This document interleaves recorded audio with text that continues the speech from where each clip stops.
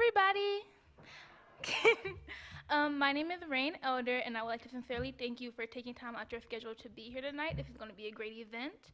I first of all like to thank our sponsors, the Bowdoin College Republicans, the Bowdoin Public Service Initiative, the Lindsay Fund for Guest Lectures, our Office of Dean of Student Affairs, the Sexuality, Women, and Gender Center, our Student Activities, Student Center of Multicultural Life, the Women of Color Coalition, and of course, a big thank you to Nate Hintz. Without you, this would not be possible.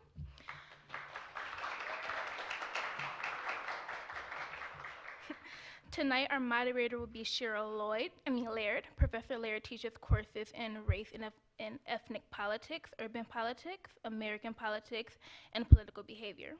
For her teaching, she was awarded the Ernest A. Conway Jr. Excellence in Teaching Award from the African American Studies program at St. Louis University. Professor Laird's ongoing research, agenda, and dissertation, Black Like Me, the Malleability of African Americans, Political Racial Group Identification, examines the importance of Black political discourse and Black opinion formation.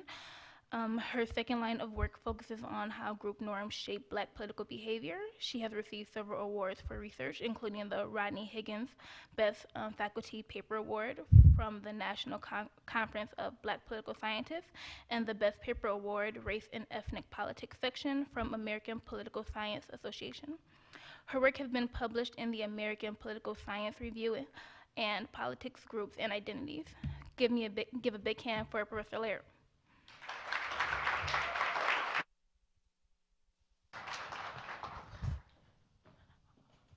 All right, so I'm back. Can everybody hear me? Yeah? Okay, good. All right, so I've been on leave, so for some of you, you're like, wait, where'd she been all this time? So I had a little one, and I'm back for this event, and I was asked by RAYNE to participate in this, and so it's going to be an exciting evening of good conversation with Sophia A. Nelson. Sophia A. Nelson, Esquire, is an award-winning national journalist, corporate diversity champion, award winner, and global best-selling author of 3 nonfiction books.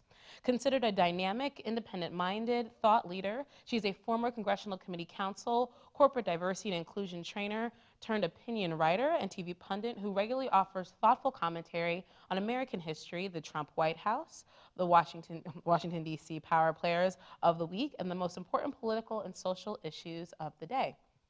You can watch her insightful commentary weekly on MSNBC, NBC, and on the shows like Morning Joe, Hardball, Ari Melber, Today, and Weekends.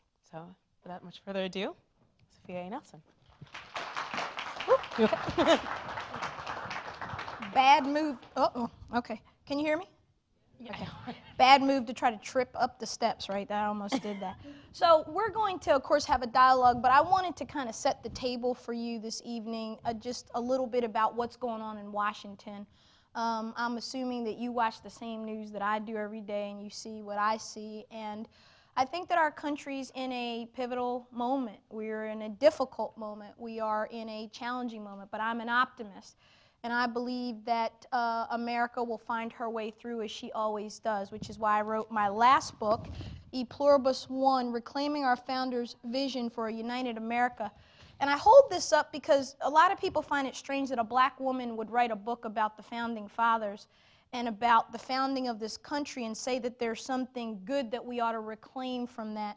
Because of course we know when this country was founded in 1776, and Thomas Jefferson wrote these words, we hold these truths to be self-evident, that all men, pause there, that all men are created equal and endowed by their Creator with certain unalienable rights, that among these are life, liberty, and the pursuit of happiness.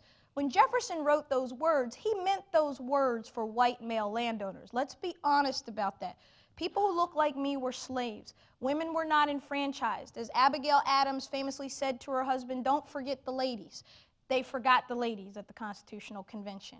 And so the great story of America, however, there's always a however and then a comma, is that we perfect this union, that it goes on, and we correct those things that were wrong, hopefully, and we make those right. You know, E pluribus unum is our founding motto. E pluribus unum, and it means out of many, one.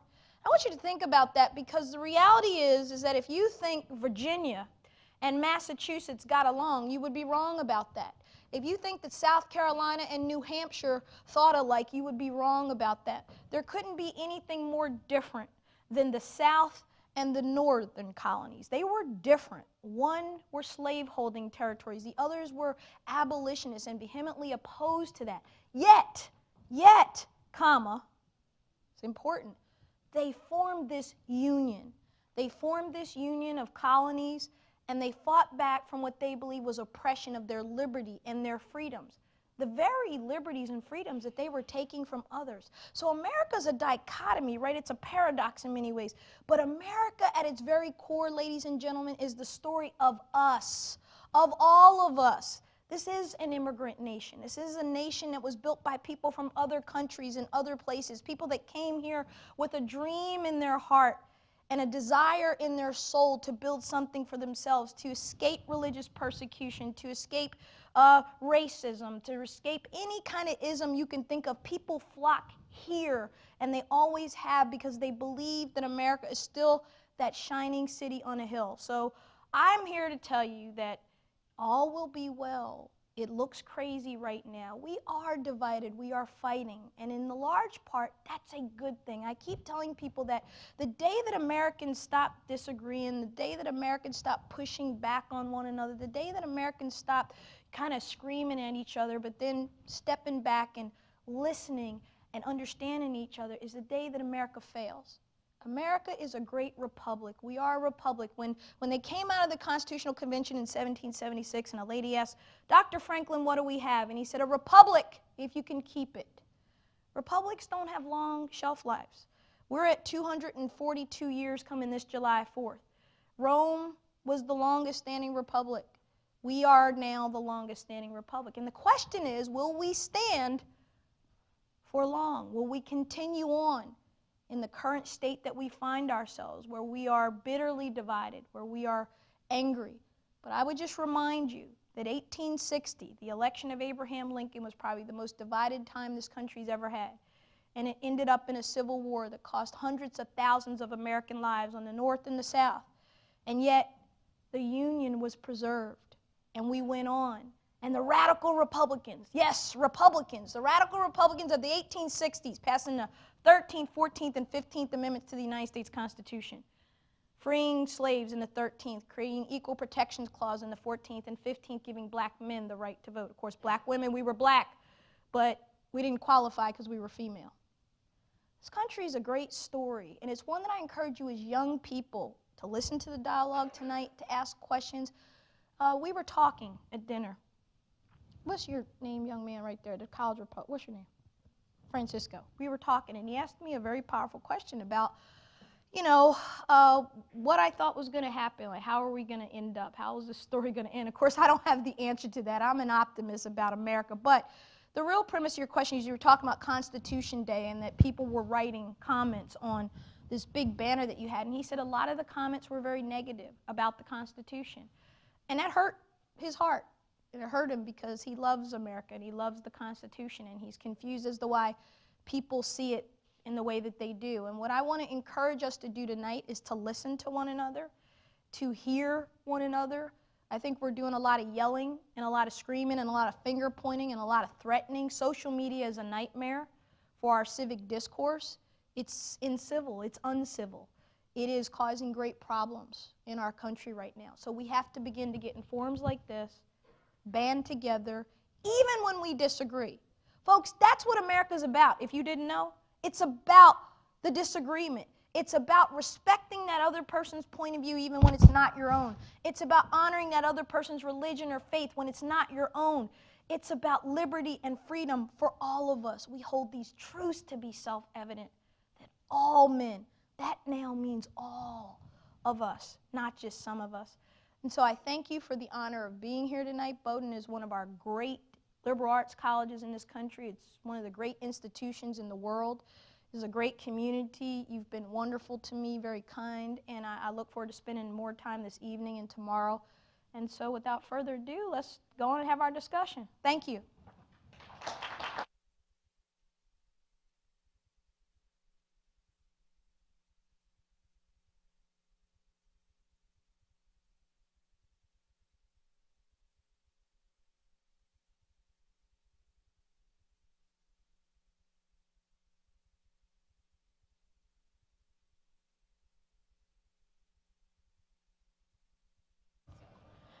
thank you for the opening. And so you've already been talking a lot on campus for the day, and so I wasn't here to hear a lot of it, so hopefully this isn't too redundant. But I did want to give people who may not know a lot about you or want to know more about you an opportunity to think about, and this is me rambling on my sheet of paper, professors, just all kinds of words. But what kind of story do you like to tell about self in terms of your background in politics, how you've come to where you are? A lot of people have discussed your partisanship leaning.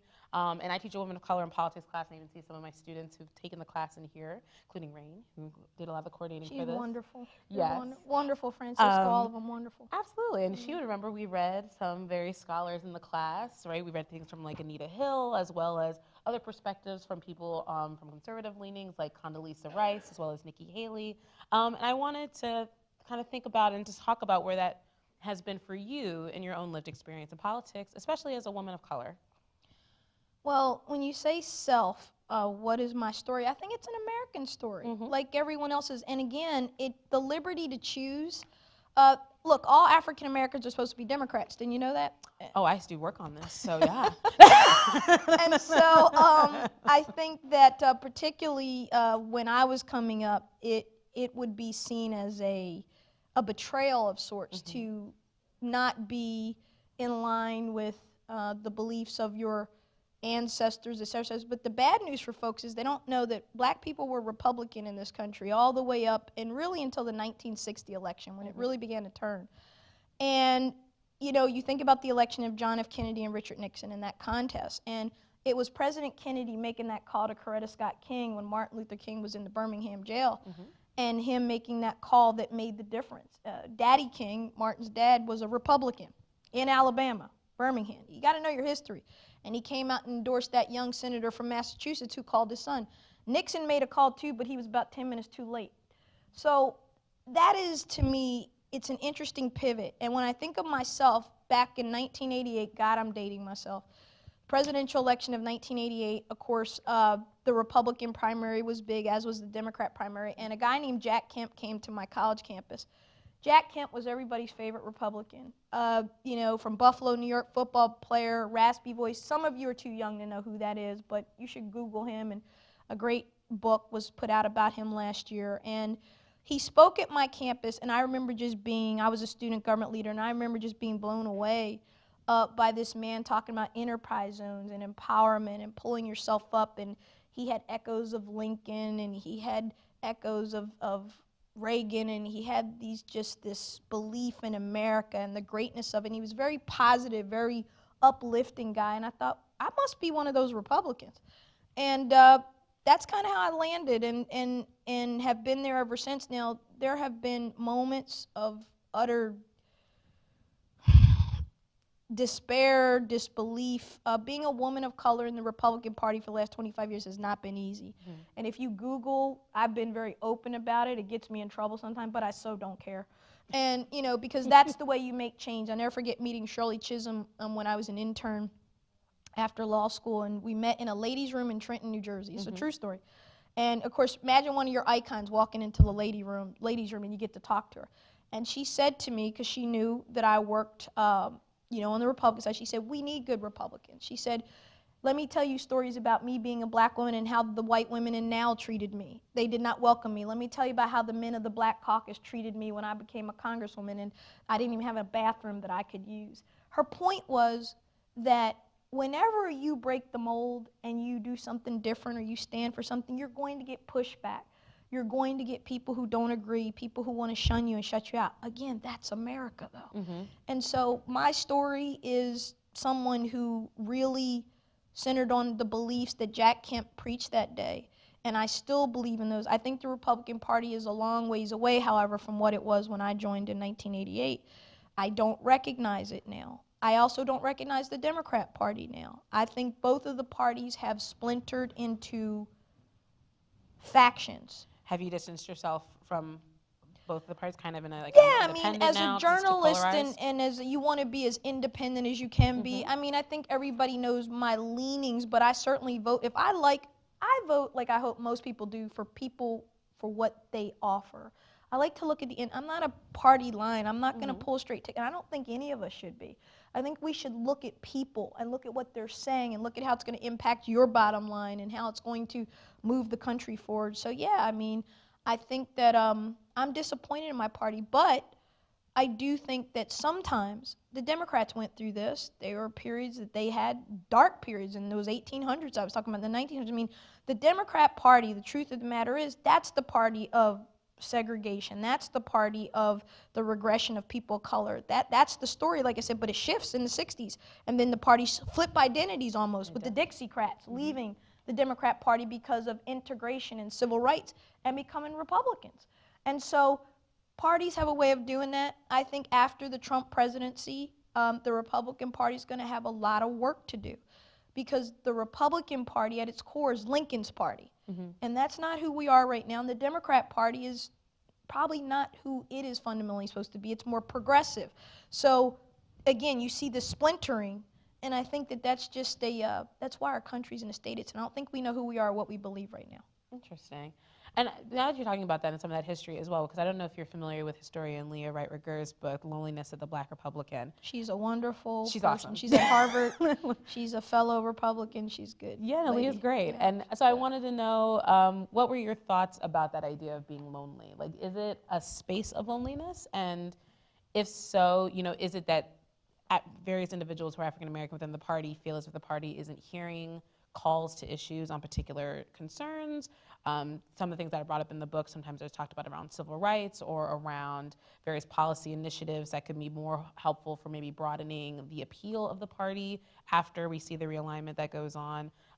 You know, what are your thoughts about that? Because she talks about that loneliness. Politicians care about two things and two things only: money and votes.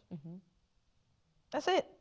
And if you're not bringing one or the other or both, they're really not looking your way. What does that mean? For the Republican Party, which has not received double digits of the black vote since George Herbert Walker Bush was the last Republican president to get over 14% of the black vote. And that wasn't great. The last Republican to do really well was Nixon in '72, and he got about 30-some% of the black vote. Jerry Ford probably got in the high 20s, but Reagan did not do well. George Herbert Walker Bush was the last Republican to do well with black votes. So what am I saying? This is cynical and it's tragic, but Republicans have made a calculation based on math and money and votes that the black vote or even voters of color just don't align with what puts them into office. And so whenever politicians begin to write off segments and parties begin to write off segments of voters, that's a problem. And so to Leah's point about being lonely, I think being black in a Democrat Party is lonely. If we're just going to be honest about it, ask my friend Donna Brazil, ask some others what it's like. Donna's a good friend of ours, comes to the house, and Donna is somebody who has told me some horror stories about how she was treated as the first African American to run the DNC, et cetera, to run the campaign. It's never, I think, I'm not sure that we ever really feel at home anywhere, and I think a lot of that gets back to what I talked about earlier, the foundings of the country and kind of how we still see race and how we don't talk about it and how black people or people of color, white people even, are supposed to be a monolith. You all think the same way. That's not true, but that's the stereotype about us. So I think that there is a loneliness to it. I try not to engage in that. As an African American professional, educated professional, you know this, you got to be able to walk in both worlds at all times. I can be in a room and give a speech with 5,000 people and it's happening, I'm the only black person in that room. Or walk into a table, sit at a table and I'm the only person, and I gotta be comfortable with that because that's the reality that we deal with. And then I can go back to my community and be whatever. The point is that I think the Republican Party has got to get in sync with the demographic shifts of this country. And I opened the book talking about the reason we're fighting and yelling at each other right now and the reason there's so much the rise of nationalism, of supremacy, of all these ugly isms and things that we see is because of demographics, immigrants coming in. This state right here is a perfect example of a state that is older population and it's white. Yes. Older and white. I think we're the second Same whitest as New Hampshire. state. Well, it's New England and it's that whole Northeast, and there's nothing wrong with that, but the point I'm making is that that doesn't bring you into the new economy. It doesn't bring you into the new workforce. And at some point, it's going to become a problem. And the reason people are butting heads now is because the majority, and this happens in any South Africa, anywhere you go, where there's a shift, there's going to become upheaval. And so what we're going to have to do, my fellow Americans in this room, is we're going to have to figure out how we're going to deal with each other and respect each other. And that doesn't mean that white people have to become something else and you have to somehow give up whatever it is that you think you might have to give up. Should never mean that at all. It also shouldn't mean that black people and people of color have to assimilate into somebody else's idea of what America is. He asked me the question, what is America? What does it mean to be an American? Wow, what a question. We could spend weeks talking about that and not come up with the right answer. I think that there are core principles that make us America. I talked about some of those. We're a republic.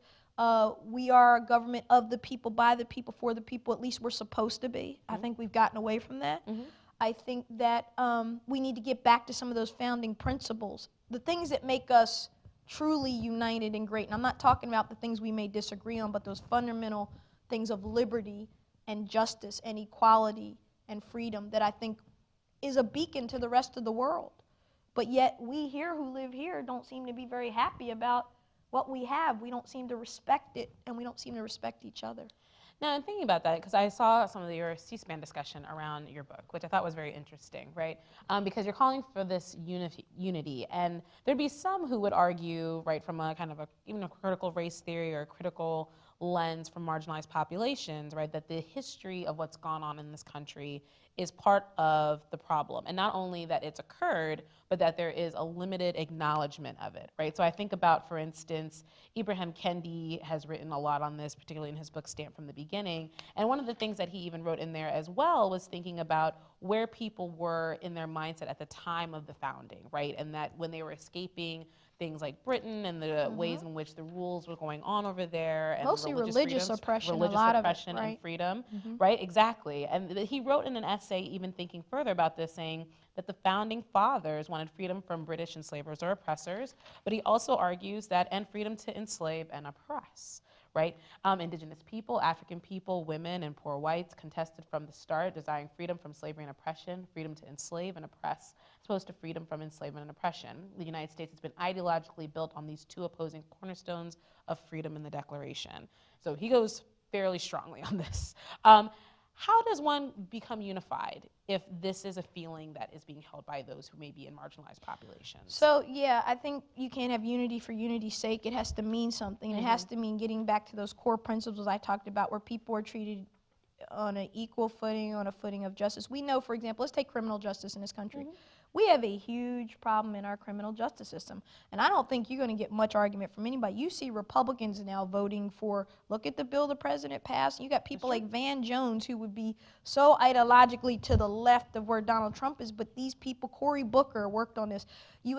This is when we work. This is what I'm talking about for unity. When we can figure out the things that we need to agree on and work together on, we do amazing things as Americans. But you're right.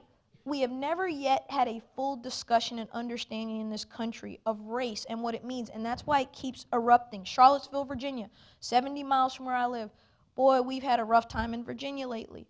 And to have people marching in the streets, these were young men. What troubled me, these are young men. These aren't your old guys like your dad with their pickup truck and their Confederate flag. That wasn't who was doing this. Right. They're young, educated men marching with torches and talking and saying anti-Semitic things, horrible things, and then using the N-word and being violent. And you got these. It was the most ugly thing in our lifetime to see. And what scares me about that is, to your point of, what is it that one part of the country sees that another part of the country doesn't see? And what is it that one part of the country's feeling that another part of the country doesn't get? This election of Donald Trump in 2016 is one we should study. It's not one we're making jokes and we're talking about this thing because it's funny on Twitter. There is a segment of our country, a large segment, that feels that they are not heard, not valued, not cared about, and they're not marginalized people of color, Mhm. they're white majority, rural, working class, older, whatever, who feel like it's not the America they grew up in, to your point. Mhm. And so whenever you have these tensions of this is what it used to be like and this is what it's becoming, you're going to have conflict. That's why everybody needs to take a deep breath.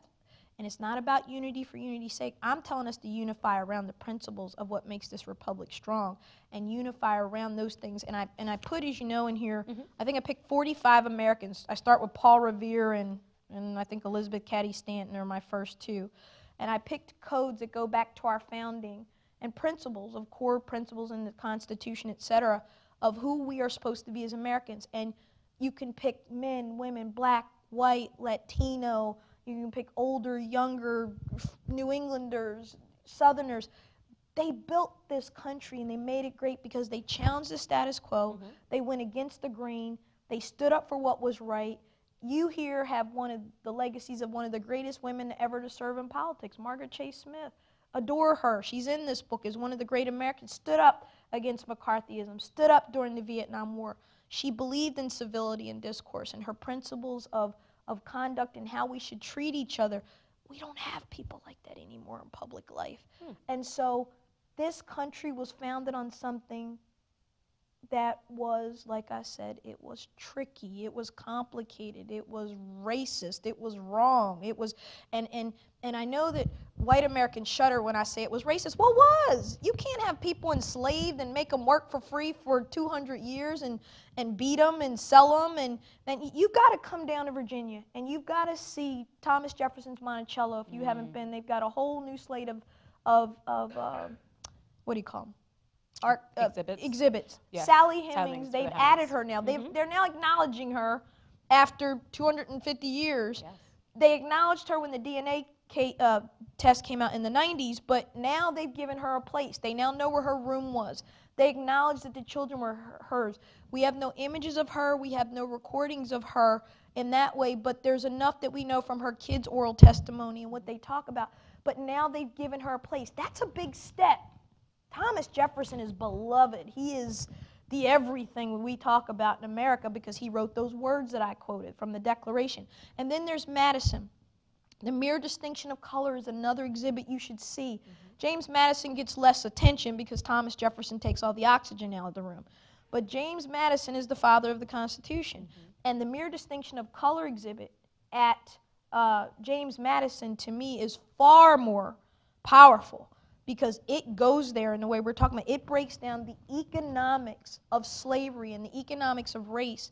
Virginia as a colony was making $4 billion a year at the time this country was founded. It was rich from tobacco. South Carolina was rich from cotton. They weren't going to get rid of slavery. It was too lucrative. It was too much money. And so when you begin to understand the realities of what that e pluribus unum, how they came together. The North, Adams, those guys did not want slavery. But they realized if they didn't band together and stay together as colonies, they could never defeat King George. And we would still, Queen Elizabeth would still be our monarch. I mean, we wouldn't be the America that we are now. I don't know what we'd be, but we'd be a colony of the Commonwealth of Britain. I mean, we would be in the Commonwealth.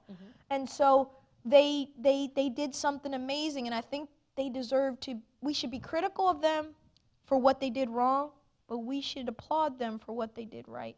And that's what we're missing. We're not able to, because we're all so spun up, and we're all so angry, and we're all so outraged, that we're not stopping to remember who we are. And America is something great. I'll fight anybody on that. It is the most unique, amazing light on earth. Do you wonder if that type of exceptionalism has issue, though, with like the ability for us to see our own flaws that we may need to? We got a lot of flaws. Yeah. Big ones. Like, does it, because people talk about the notion of American exceptionalism, like our belief in how great we are, which I'm born in America, my family immigrated here from Jamaica, the opportunities for me to be sitting at this stage with you only happened. But you know what, Professor? I would say this. I was at a breakfast recently with women from the Middle East, from Qatar, and I was invited to a women's peace breakfast and, reaching out to our Muslim sisters. And I'd never been in a room like that before. I had never really been there. I mean, I'll admit, like most people, I've got my little thoughts and my little biases that I have to check myself on.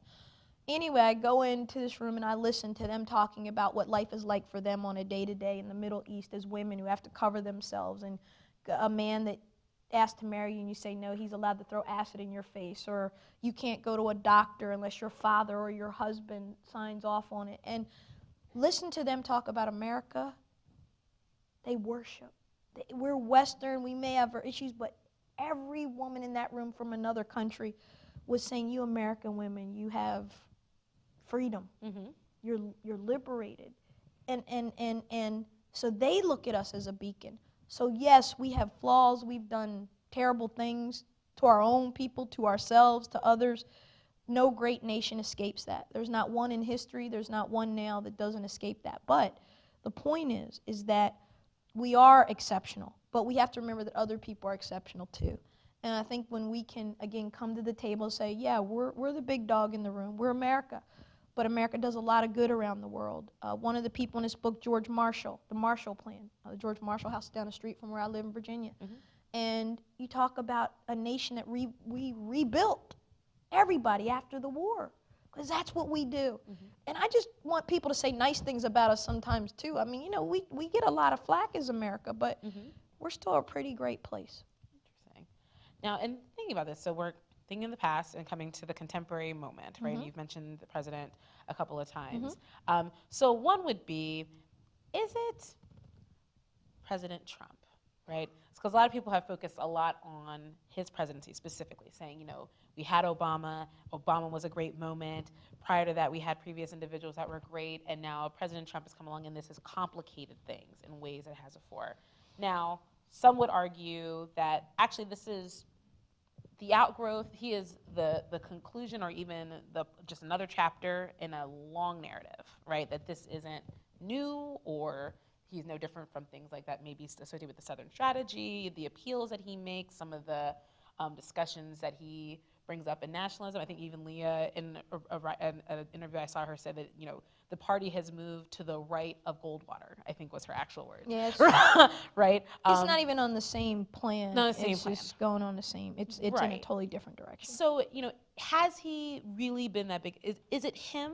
No. Or is it something of the nation? And to what degree has that really altered Washington as a state, as in terms of what it is in representing its politics, the White House, the norms that have gone on in the politics? So we talked about this at dinner, so this is good. So because they asked this question, and I thought it was a good question, which is, the young man asked me, is it Trump, or did it really start back with Clinton and impeachment? Like, we were talking about the negativity and the nastiness and the bitingness of our politics. Trump is, you know, I'm a Christian, so I'm a big believer in checking yourself and looking yourself in the mirror, right? And you kind of get what you give in life. You reap what you sow. We've been sowing this seed for a long, long time. The seeds of discord, the seeds of division, and the seeds of nastiness, and the politics of destruction, right? Digging into people's personal lives, people having problems in their marriage. And we expose that on a big public stage and say, you're not fit for office because you and your wife had a problem 20 years ago, but you worked it out. But we still feel the need to out you and embarrass you. I think that President Trump is tailor-made for the time we live in. I think that he is the natural outgrowth of who we are. See, we don't like to have that discussion. We want to point at President Trump and say, and I'm not a Trump fan, as you know, but we want to point at Trump and say, bad guy, evil, whatever words you want to use to describe. The reality is, when he gets on Twitter, and he's called somebody Dumbo this morning, the Secret Service man he fired, said he looked like Dumbo, call you ugly, he fires people on Twitter. Stuff that we clutch our pearls. We're like, what is wrong with him? He's a reality TV president, folks. He is tailor-made for social media. He's tailor-made for the quick barb and the bitingness. This is not your grandfather's presidency. This is not the same place. And so the answer to your question is, we started this a long time ago, and I really do believe Clinton was probably the pivotal point where Clinton did what he did with Monica Lewinsky. Now, again, most of the young people in this room were not here yet, right? Now, if you haven't followed any of that, you should probably listen to the podcast Slow Burn. It's been fantastic. Right. That follows the Clinton, Right. Monica Lewinsky scandal. Well, and I think it's on Netflix. They have, or it's Yep. one of the channels where they have the 6 parts. The six It's worth parts, like watching. I A&E. watched it, yes. Yep. But I bring this up to say because when a president of the United States, and I was in my 20s at the time this happened, I worked on the Hill. I was one of the people that had to go run as a runner and get the report when it came off because we didn't have the internet yet. We didn't have, I told them, I think we had Blackberries, but they couldn't do anything yet.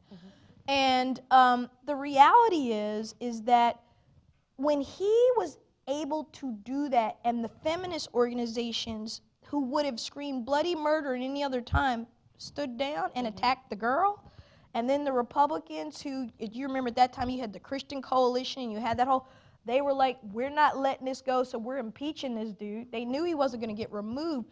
But when we went down that path, we started dividing then about what's moral, what's not, what we're going to accept, what we're not. And our politics became very personal and very ugly. So I'm not surprised that Donald Trump is president of the United States. I'm old enough to remember seeing Donald Trump on the tabloids in the grocery store when I was growing up, or he had dated some model or had another wife or, you know, whatever he had done. The fact that he's president now doesn't really surprise me because it fits the culture and the times of who we are. And that's not a good reflection on us. So we, the people, need to check we, the people. He's got a problem. He's a problem. But we can rectify that in any election, right? But there's a bigger problem with us. It's the malaise of I don't care. As long as my 401k is doing well, I don't care if kids are in cages. I don't care what's happening because it doesn't affect me. If that's who we become, and that's who we're becoming, this republic will not stand. It won't. Is it surprising that it's come after Obama, right? Because like Ta-Nehisi Coates has, we were 8 years in power, and you know there is Du Bois's work on Black Reconstruction, and people argue that we are in a second, even third Reconstruction, even post-Reconstruction, more so in a nadir, right? That this is after 8 years of power, a decline in what we would see. Do you think that this is a response to the Obama presidency? Like how in the track of things from Clinton to where we are now does Obama So occur? I think, again, there's two responses that there's, because absolutely the 2016 election was a backlash. Now, Van Jones used a term that, you know, he called it white lash, inappropriate, some would say real, others would say take your pick. But what I think he was trying to say in an inartful way was that what I said, there's a large segment of this country, white Americans, particularly in places like in New England, in the Northeast, in the South, in the Midwest, because the rest of the country is a whole different ballgame. We've lost jobs. We've lost manufacturing jobs. People used to, when my mom was coming up, she's a baby boomer. She's, you know, she's in her 70s now. I'm not trying to out your age, but everybody knows my age. She's 20 years older than me. My mother And- is too. But I'm saying that to say when mom was coming up, you could get out of high school and you could go get a good job at a manufacturing plant or a company. You could stay at that job for 30 years, get a good pension. You could put your kids through college. You could live a nice life. And that happened all throughout this country where the working class could pull themselves up, send kids to college, and those kids could move into the middle or upper middle class, right? That's not America anymore. The debt on college is staggering for these young people. This country is trillions of dollars in debt. We have a record deficit, but all people seem to care about is, hey, if I'm doing good, I'm good. And I'm saying that that's not a good way for a country to be. You've got to get to a point where you recognize that if we're losing jobs, if there's a segment of this country that go to West Virginia, go where I live, people rural, poor, they're not educated in innovation and technology. They're not getting these. When Google and Amazon come, they're coming to Northern Virginia, so we're about to get it. They're going to create 25,000 jobs over 10 years or more. Those jobs aren't going to go to the regular people. They're going to go to people coming out of schools like this and other places, educated, maybe military. Some of those jobs at the lower end, but it's a vicious cycle. So Trump's election was a response. I think there were all kind of people that voted for Donald Trump. There were Republicans, there were Democrats, there were independents. There were people who were fed up. There were people who were angry. There were people who thought, you know what, I don't like the last 8 years, and I definitely don't want her to be president of the United States. There was a whole bunch of stuff going on in that last election. Like I said, Trump was a reflection of who we are. But I think that Obama specifically, and I covered the Obamas, and I'm big fans of theirs, but I think Obama missed a great opportunity as a black president to, not a black president, he was the president of the United States who happened to be black, is a better way to say that. But I think there were policies and things that others wanted to see him implement. 8 years in power, which is to Coach's point, what did we really get done 8 years in power? And the question is, I mean, I don't know. I don't have an answer to that. But I think that some would argue Clinton did a lot more for African Americans during his presidency than Obama did. This is interesting because, you Martin Luther King has argued, in some of his writings from before, and specifically at a speech he gave at like a medical About the white association. liberal? Yes, about I healthcare. knew where you were going. Yeah. Right? And so in my eyes, I often see Obama's healthcare policy as one of the most human rights, civil rights, black quote unquote policy that one has created in contemporary times, right? Because getting access to health care has been such a huge But problem. there are more for communities poor of white color. people in this country than there are blacks. See, that's the misnomer of the more white people are on welfare, more white people are poor, because there's more white people. Yeah. That's first. And the second thing is, and like I said, they're forgotten. That's this. You got to get into the psychology of this. We focus so much. You and I live black every day. We know what that's like. Okay. What I'm saying to you is, and that's an experience. But what I'm saying is, because of the shifting of demographics, of education, of technology, whole segments of this country that are mostly white who used to be employed, could get a home, could educate their kids, they can't do it anymore. So then what happens? I see others coming in. They're coming in, the immigrants are coming, or they're coming, or they did. This is normal. This happens. And America is having that painful moment that other countries have had. Britain's having it with Brexit. Everybody's mad about something now because demographics are shifting, and it's uncomfortable. So, back to the point. Do I think that people elected Trump because they didn't like that they had a black president for 8 years? No. Do I think that some of that exists? Yes. I mean, it's complicated. But I think to dumb it down to that is being lazy, intellectually lazy, and I think we need to talk about the stuff that we're trying to touch on here tonight, which is employability and how people feel about what they can own, where's their American dream, where's my American dream. And at the end of the day, says people are selfish, as you know. I'm worried about me and my house. I might like that man right there, and I want him to do good, but if it's between me and him, I'm gonna take me. And that wasn't really the kind of country I think we have been. I think we were all boats lift the tide, tides lift all boats kind of. And I think that Jack Kemp philosophy of don't put people in housing projects, give them something they can own and buy, and watch how it changes. Watch how people take care of it. Watch how communities change, and they do when people have a stake in something. It's true, but I mean, at the same time, though, there's been this long history of how homeownership has been, for Discrimination, instance, discrimination and riddled with it. I mean, like literally from its foundations. Absolutely. How it was created, endorsed by the federal government, supported by President federal Trump was policy. sued over that. It's one of the biggest lawsuits he ever had from HUD Exactly. for housing discrimination. And so there are communities who, when you talk about, there are those who are seeing the American dream kind of slip between their fingers. I mean, there are those who've never even been able to access it, right? Like they've never been able to go and get a mortgage. So imagine that. Put a pin in what she said. So there are people who have historically had it. This notion of white privilege, let's just get the elephant out the room, because I know you guys see the same hashtags I do, white privilege, and everybody goes, what is white privilege, right? Yes. Because a lot of my white friends are like, my white friends are like, what's white privilege? Do I have it? I'm like, well. I feel like the fact you can ask that question means you do. I think there's a point to it that they don't understand how it works. Okay. So to your point, white privilege doesn't mean that you can't be poor in this country or that you can't be having a hard time. White privilege means that because your skin is white, you're not going to encounter the same kind of stuff that you and I do. We could have 10 different degrees, we could be more educated, whatever, and statistics show on every level, the wealth gap, all those things, those are real. You get a black person with a PhD can earn the same as a white person with a high school diploma in some cases. That's real. That's not a made-up stat. But for my fellow white Americans, it's like, well, I don't know what that means. To your point, if I've always had it and now all of a sudden it's being pulled from me, now I'm like, wait a minute, what happened? But if I've never had it and I'm trying to get it, you see how there's a clash because the people that had something feel like they're losing something, and the people that never had it want to get it. We're at each other's throats. And what I'm saying is, we can't make it that way, and we've never made it that way. When Dr. King stood up and he said, America, you owe a promissory note that you got to pay. He was talking about Lincoln. He was talking about those 40 acres and a mule. He was going back to Reconstruction, and he was making the point that this country has not yet fulfilled its promise in that way. And he stood up, and he was able to say it, and he was able to call us out.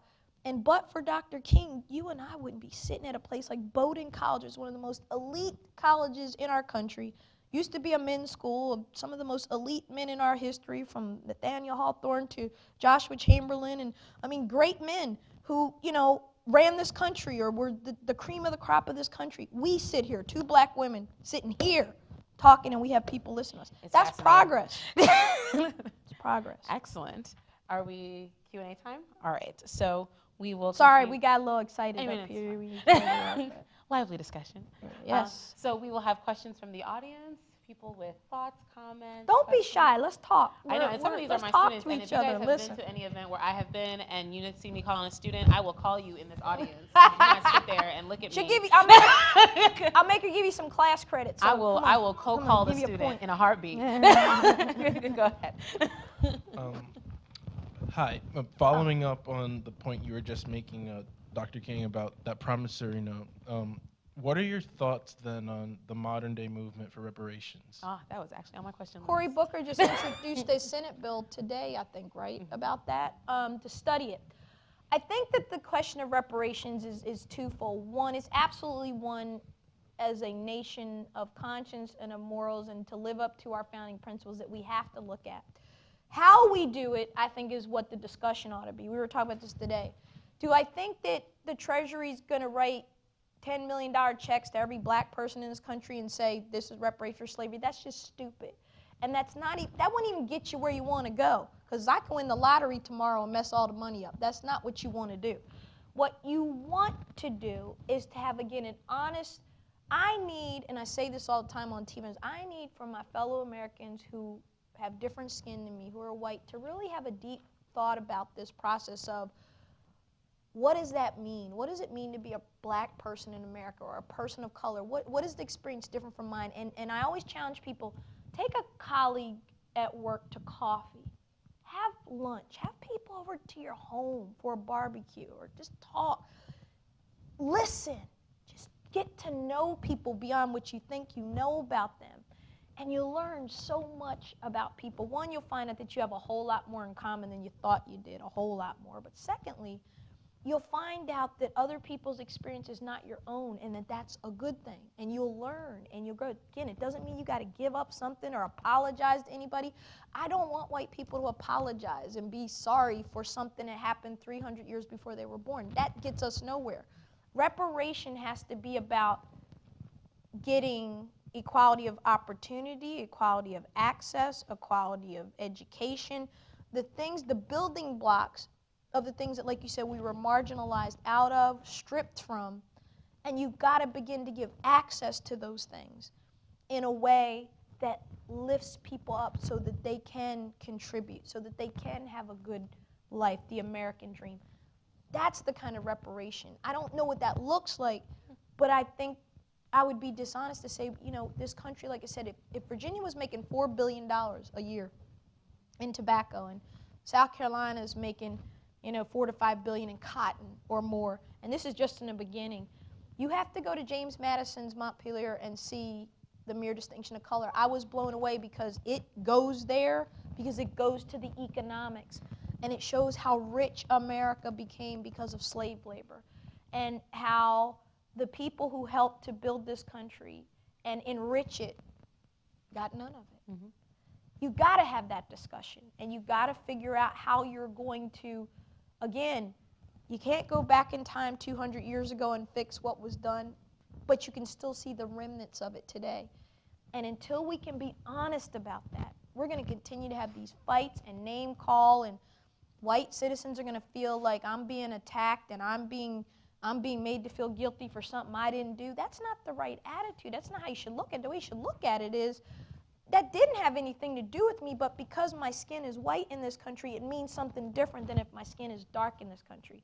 And if you can just make that leap, that's a small little leap, you'll begin to understand what that means. Doesn't mean you've done something wrong or that you're bad or that you have to apologize. No, doesn't mean that. It means you're trying to understand and you do what you can from where you sit to mentor a young man of color, to bring along a young woman or whatever it is, because that's what it gets down to, how we help each other. We lift as we climb. Thank you for your question. Hi, I'm back here. Yeah. And I'll stay as long as y'all want and answer as many questions as you want, so, because I love doing this. I have a comment and then a comment followed by a question. Raise your hand. There you Here. are. And at the lights. Yeah, I have a slight issue with the use of the idea that there are more white people who are poorer than blacks when proportionally Latin American and Black Americans have substantially higher poverty rates. The poverty rate I understand. the poverty rate for white Americans is about 8.7%. This is 2017, and the poverty rate for Black Americans is 21.3%. So I think what you said earlier was fairly misleading relative to the point you were making. My second is that at the beginning of your talk, you were talking about the splintering of the two parties, almost equating them when you were talking about the Democrats. But I see these splinterings as two very different movements. The Democrats have, in my opinion at least, moved in a way which moves to guarantee certain rights for groups that have historically had difficulty accessing them. For example, healthcare, voting rights, access to education, a living wage, while the Republicans, in its mainstream form, have consistently acted to restrict the rights of certain Americans. I think the Georgia gubernatorial election was a very good example of this. So do you think that these splinterings are equal, or do you see them as different? Okay, so first point to your argument about poverty. If you pull the poverty stats in this country and you go to welfare, it is a fact that more whites are on welfare FDC, and because whites are the majority, they're going to be, whether it's proportional or not proportional, as you're explaining. Of course, black people and Latinos and people of color are always disproportionately impacted worse by everything. That's whether it's birth rates, whether it's poverty, whether it's homelessness, hunger. For our small numbers in the population, you are correct. We are always going to be disproportionately impacted. The point I was trying to make is this, is that if you want to know why your country is acting the way it's acting right now, if you want to understand why the country seems to be so polarized in the parties by race and in the dialogue by race, and while more white people, have you ever looked at a Donald Trump rally? You don't see people that look like you and me there. Or rather, I can't see him in the dark, so I can't tell if he's Latino or white or... Okay, yeah, right, so my point is you don't see people look like us. So there's a reason for that, which is the point I'm trying to make, that there's this large segment of white Americans who are experiencing the same pains and ills and unemployment and poverty, and they're pissed off about it because they feel like the only people to get talked about are people of color, which we can agree or disagree with that, but that's how they feel. To your second point, do I think the parties, I think you got it right. I think that the Democrats, the progressives, have certainly, look at the Democrat candidates running now. Look at what they're running on. Look at what they talk about, Medicaid or Medicare for all. You know, you have a young man running who's married to a man, he's gay, he's a war hero, he's got a male spouse who, we're used to seeing female spouses. We've never seen, notice the women's candidates' husbands are nowhere to be found. Have you noticed that? You don't see the women running for president. Their husbands have been hidden, and do you know why? There's a reason for that. All political strategists and consultants will tell those women, remove your husband because we don't want you to look like a puppet of a man who's stronger than you or your husband hovering over you. Hillary had that same issue with Bill. Different because they were president and first lady. But your point is well taken. I do think the Democrats are running on more inclusive, more kinder, gentler America, if you will. They are. There's no doubt. The Republicans are taking a very different line. They're anti-immigration. They want a stronger economy. They are more concerned about health care from a different point of view. Now, I'm one of those people. I was just on TV talking about this. Don't get me started on health care. I won't take kindly to people lecturing me on health care because health care costs literally drove me almost to poverty. I had had a head injury. I'm a person that was making money, had a home, had everything, and good health care, and pretty much almost lost everything I had because of catastrophic illness and medical costs. And people like me don't get help. We can't get Medicare, stuff like that, because you make too much, right? Mhm. So to me, there's something broken about a system where I'm paying $12,000 a year in premiums plus deductibles plus whatever, and I almost lose everything I have. And there are a lot of people like me. And then, you know, we're only talking about saying, well, we just need to make sure everybody's covered. It's not that simple. That's my problem with young people, if I can say this as a 52-year-old, is that I think you think stuff is free, and nothing's free. You got to pay for it. You got to pay for this stuff. I'll never see a Social Security check in my life. I'm fairly certain about that, and I've paid a lot into it. I'm never going to see it. The baby boomers going to break the bank. Social Security's going to go belly up soon. It's maybe 7-10 years, and we'll just print more money or we'll do whatever we do. We'll keep digging you deeper into this hole with debt. And what I'm saying is, yeah, we have to address healthcare, but we got to figure out a system that is the people that pay deserve coverage as well as the people that can't pay. Does that make sense? And in Virginia, every insurer's left because they don't want to be in Obamacare. They left. So my only option was Kaiser. So we have Kaiser now. And Kaiser's not bad, but that's a whole nother level. It's really expensive premiums. There's still a lot of out-of-pockets, but that was your only option. Because I'm not going to get Medicare stuff because I don't qualify for that. All I'm saying is that there's no simple one bullet solution. I think we're all looking for this quick fix, and that's not how it works. Hopefully I answered your question. Yes. And then Hi. So earlier you mentioned that at its core, the Republican Party is Lincoln's party, and as I'm sure you know, the Republican Party began as an abolitionist party. So then it had to go through a major transformation after the Civil War. What kind of fundamental characteristics do you think it attached to its name in order to differentiate itself just from an abolitionist party? Well, I think it kept. You're right. Reconstruction was a realignment, particularly after Lincoln died. I mean, I wonder what this country would have looked like had Lincoln lived, right? Because Reconstruction would have been cut short by Johnson, who was from Tennessee, was really a Confederate sympathizer, was himself impeached, not a great guy to follow Lincoln's legacy, and undid a lot of what Lincoln did. But I think that the Republican Party, again, up until Dwight Eisenhower and going into the 1960 campaign, it was the party. My mother's mother, my dad's, they were all Republicans. All black people were Republicans all the way up until that 60 election, and the majority still were. So the Republican Party still identified with those values is the short answer. The Democrat Party was seen as the party that was anti-civil rights, anti-progress, anti-equality, all these things. And like I said, the parties with Nixon's Southern strategy and the Dixiecrats coming in, the parties literally flipped identities. It's pretty astounding when you think about it. And then it became the Democrats that became the party that were aligned with civil rights and the women's movement, et cetera, et cetera. And it wasn't necessarily that the Republicans were opposed, but if you go to the 1968 election, Nixon's running a law and order campaign. Who does that sound like? Law and order, right? Trump's talking about protecting the borders and respecting laws. Those things are important, they matter, but they seem to lack a certain kind of compassion. They seem to lack a certain kind of embracing of others, right? So I think that the Republican Party really probably lost its identity post-1968, 72 campaign for sure. And then when Nixon has to resign in disgrace, the Republicans were out of power for a really long. Democrats had the Congress for 40 years until the 1994 campaign. So do I think today's Republican Party it's not a Republican Party. These aren't Republicans. I don't know what they are, but they're not Republicans.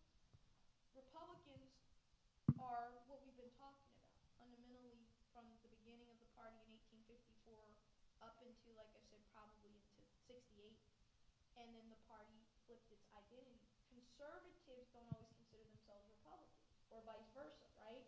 And it's the same thing. And so a lot of people, the moderates like me, the old country club Republicans, which are the Bushes, the people like the Whitmans and Kemps and those people, they believed in, the Nelson Rockefellers, the John Lindsays.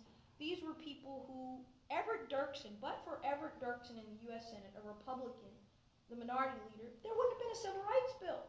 Lyndon Johnson could not get those Southern senators with Dick Russell, and those guys weren't having it. The Republicans saved the civil rights bill. They don't teach you that in school. That's real history. That's true. Look it up. So my point is, we got to stop making the boogeyman in the room. We keep looking for boogeymen.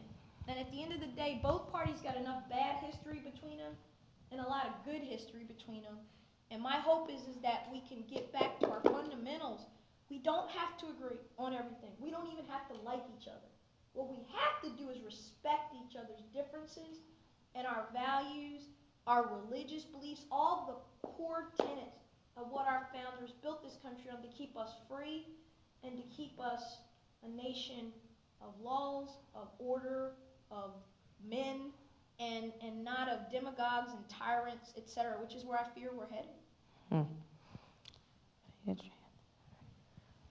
Here, and then I'll come over on this side. Yeah.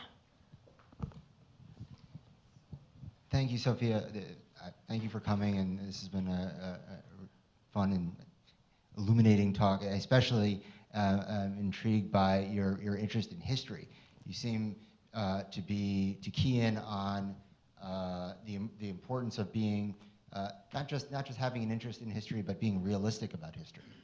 That sometimes we need to face facts, face certain realities about our past, and that historically, Americans have been quite reluctant to face certain facts or realities or demonstrable realities, right? Because we're in a post-truth era where everyone seems to have their own kind of preferred set of facts. But you did reference on a number of occasions that Americans are inclined to kind of turn away. We don't like dealing with hard stuff, even though we do well at it when we do it. We don't like dealing with the hard stuff. Right. But the question I have is about whether or not one can be realistic about history.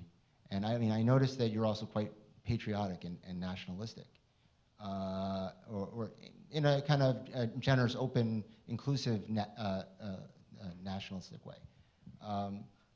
And no, there is such a thing as liberal nationalism, right? And one can be inclusive and pro and in favor I of just it. don't want to see on Twitter that Sophia said she was a nationalist. That ain't No, good. no. All right, no, that wasn't for. If you were filming that, that was not what I was going for at all.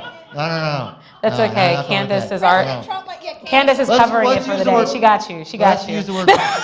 Let's use the word patriotic. So you're also patriotic. military family, of course. Okay. So my question is,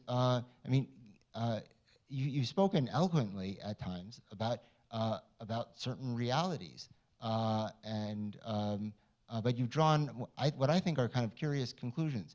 Based upon things that you've said this evening, we probably should conclude, I think, that America was not a republic, that America was willing to tolerate a really grotesque set of institutions that were profoundly unequal, and that maybe it's not a city on a hill. Maybe it's not an example for other countries around the world, especially when you get to this culminating point of what happened in 2016. Now we have a president who fires people and calls them Dumbo.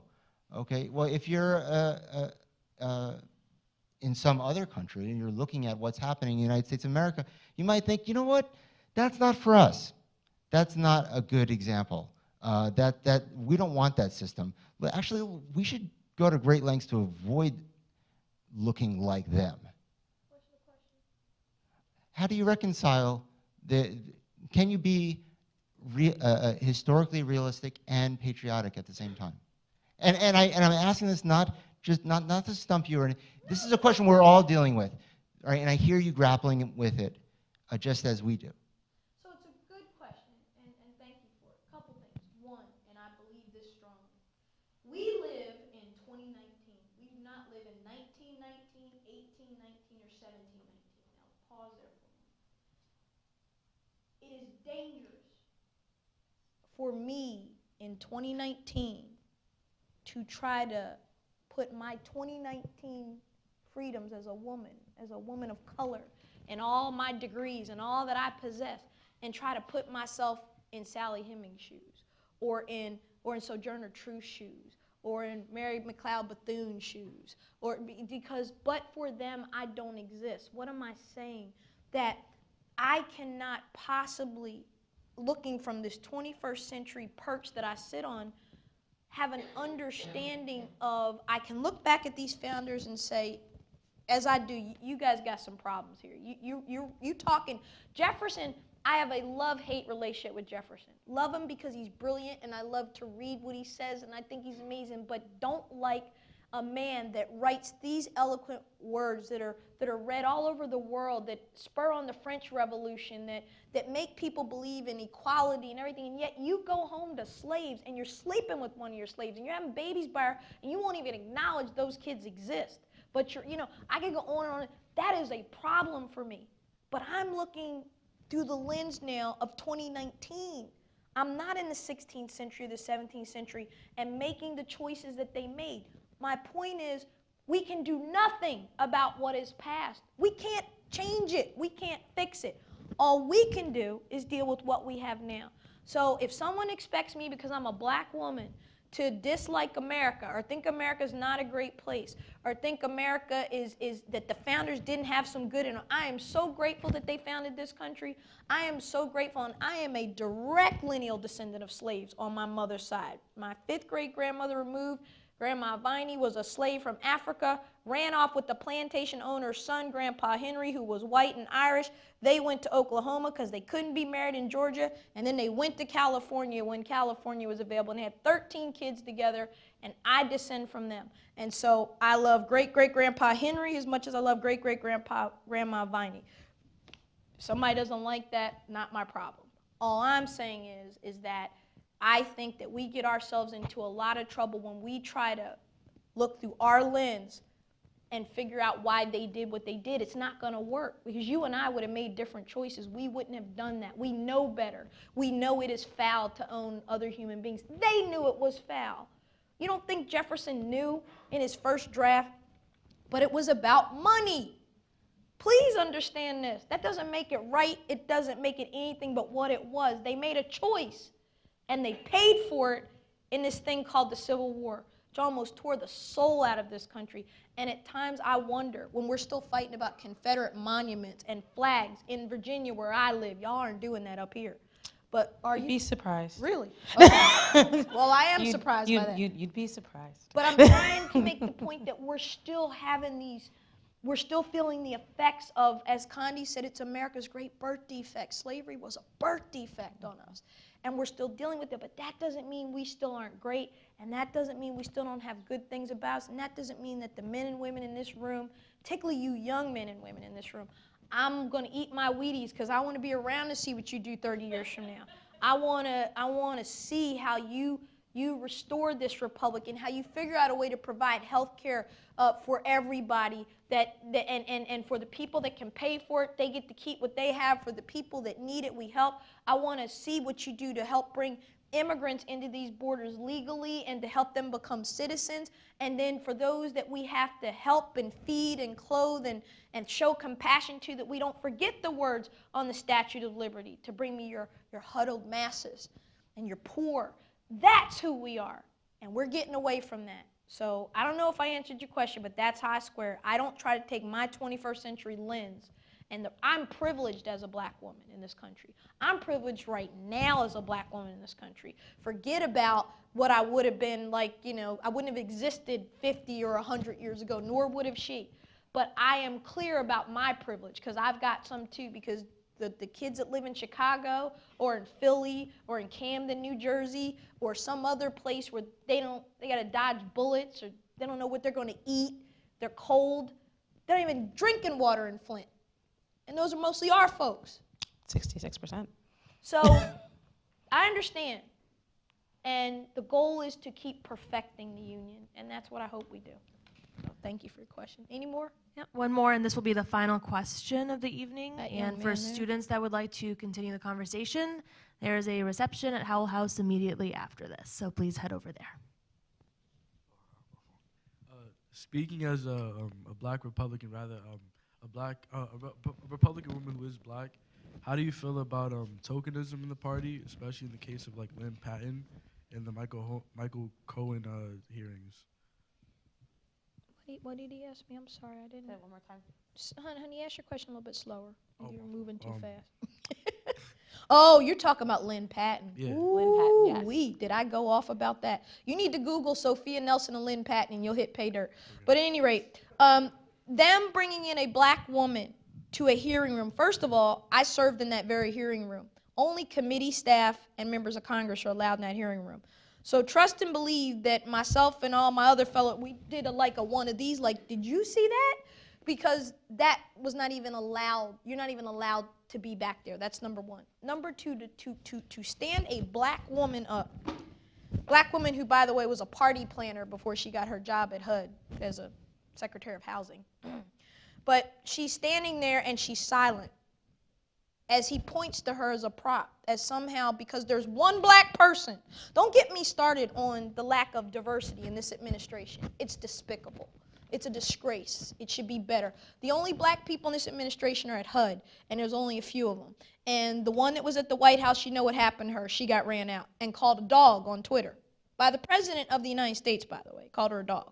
So to put a black woman up and to make her a prop, it was like putting a slave on an auction block, and that's exactly what I called it. So I'm not your girl if you want somebody to toe the line and be a token. That ain't me.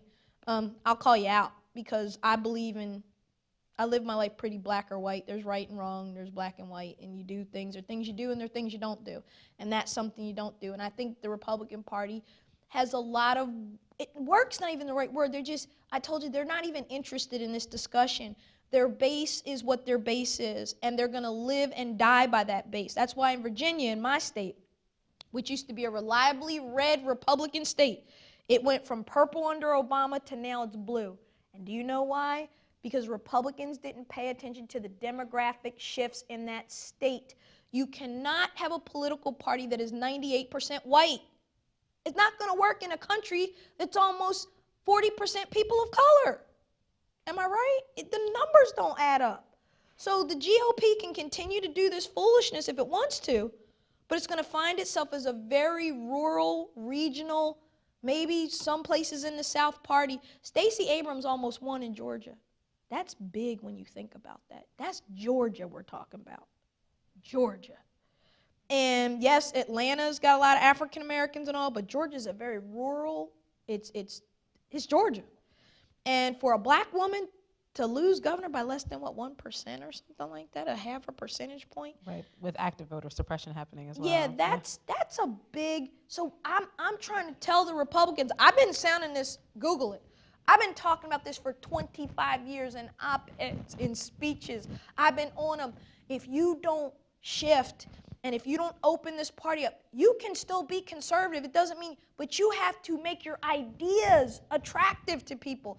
You have to get out into the barrios. You got to go to the ghettos. You got to go to the suburbs. You got to not go to the NAACP meetings when they invite you to speak. You can't say I decline. Go. Speak. Talk about what you believe in. Win with your ideas. If Republicans believe their ideas are superior, they shouldn't be afraid to go anywhere and talk about those ideas. Instead, we're doing this ugly thing that is only going to end the GOP up. The GOP won't exist if it keeps down this path because it is a party that is almost all white. Go look at the class, the 116th Congress. Go look at they put the class picture. Go look at the new Republicans elected and go look at the new Democrats elected. The Republicans had 3 white women elected. One that's Marsha Blackburn went to the Senate. And maybe 30 some other all-white men, almost all over 50 or older.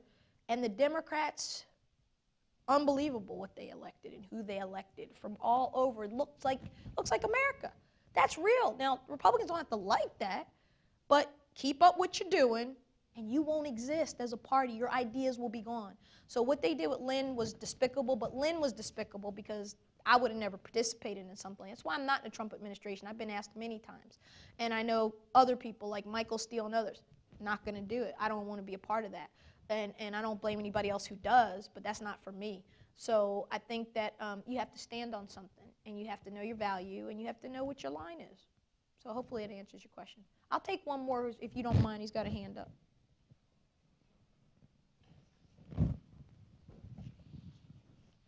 Hi, thanks for coming. I was Thanks for interested having me. how you square. I'm a young black man graduating college, hopefully soon. Shout out to my teachers. Yay! Yeah, and as I'm looking out into the job market and whatnot, I'm starting to see a lot more minority investments happening in places like Atlanta, where black people are deciding to pool all their money and really like just ground down in the culture and care about them. And I'm kind of curious how you square the idea of investing in our own people and not expecting a government to come in and help you, but also what you kind of speak of as a kind of like clashing of communities, given the fact that the idea is that you invest in your own community. So how would you do that in a Republican space? Well, if you look at other cultures, you look at Indian cultures, you look at Jewish people, you look at those communities turn the dollar over something like even Africans that come over from Nigeria and other places, and they turn the dollar over in their community something like 20 times. And when you look at the African American community in general, and you talk about our business or whatever, we're turning it over maybe 2 times. What does that mean? It means we're not investing in each other. And it is if you go back to, again, go post-slavery, really study Reconstruction. If they're not teaching you about it, they're doing you a disservice. I wrote a great article on Google, the Washington Post, about probably 10, 15 years ago now, but it's still there. And I talk about this whole notion of what happened after slavery and how black people after slavery built hospitals, they built colleges. And remember, Lincoln had died. Reconstruction got cut short, and there was 40 acres and a mule isn't just a song or a joke, y'all. That was real. General Sherman was supposed to give every freed slave 40 acres and a mule to get a start because they knew they had no homes, they had nowhere to go. Talk about people literally walking around the streets, young brother. Walking in the streets, they didn't have food to eat. They had to build communities.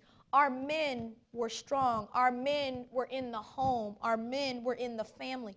You want to talk about what wrecked us as a people? The demise of the black family is what destroyed black America.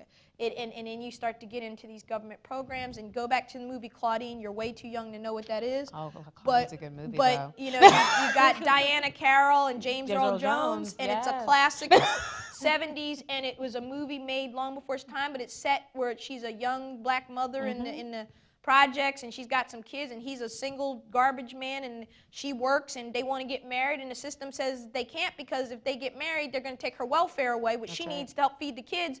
Their income together, they can make it, but if they lose that government support, to your point, so please don't get it confused. I'm not saying that government plays a role. That's why our founders created it, but they wanted it limited. It's way too big now. It's like Jabba the Hutt. You know what Jabba the Hutt is on Star Wars? He eats everything.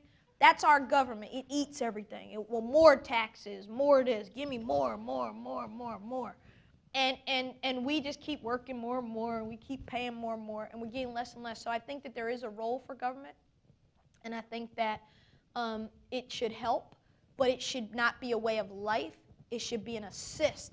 It should be a push. We should help you with your student loans. We should, if you take certain jobs and you do things, you shouldn't have to burden the kind of debt you guys are coming out with that you're never going to pay off. You'll be dead before the loan comes due. You will. It take forever. And that's not what we should be doing to you. So I think that we have to invest in ourselves. I think that it's good to pool your money and support business. That's America. That's capitalism. That's a good thing. And yes, I'm a capitalist. I believe in it because it works. Did I answer or you need more? Yeah, I'll take that. It works for me. To add to his point, I was just going to ask really quick, do you think that there was a loss of black business and black enterprise due to integration? Absolutely. And is it more significant than the demise of the black family? Because some would argue that is where it is. Right? Yeah, that once you have to I compete with think white they businesses. started, but I think what she's asking, and again, is complicated because, of course, we wanted integration. Right. But integration, I want to be able to sit on the bus I want to eat in the restaurant I want to eat in. But that doesn't mean that you can't have a black-owned business. Right. You know, back in the day, and I hear my grandparents, my granddaddy was from Mobile, Alabama, and, you know, he would talk about there's a black funeral home, there's a black hotel. You've seen the movie Green Book. You seen the Green Book?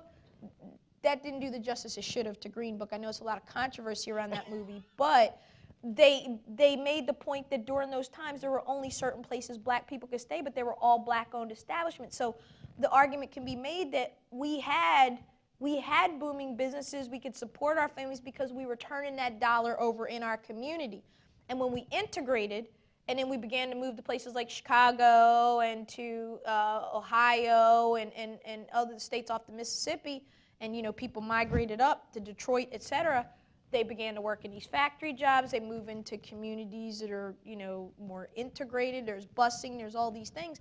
And so like I said, history's complicated. Am I going to sit here and tell you that I don't love Brown versus Board of Education? Of course I do, because we wouldn't be here. We wouldn't be educated if it didn't exist. But I think that you lose some things and you gain some things when you make progress, right? You're going to give up some stuff. So yeah, I think we lost a lot of economic power when we desegregated, because and this is where Jewish people are very smart, because they didn't do that. They kept their universities, they kept their businesses, and they turned that money over in their communities. They helped each other. The Indians do it very well. I could keep naming communities that you see thriving because they integrate, but they also keep their own stuff, if that makes sense. All right. Thank you, guys.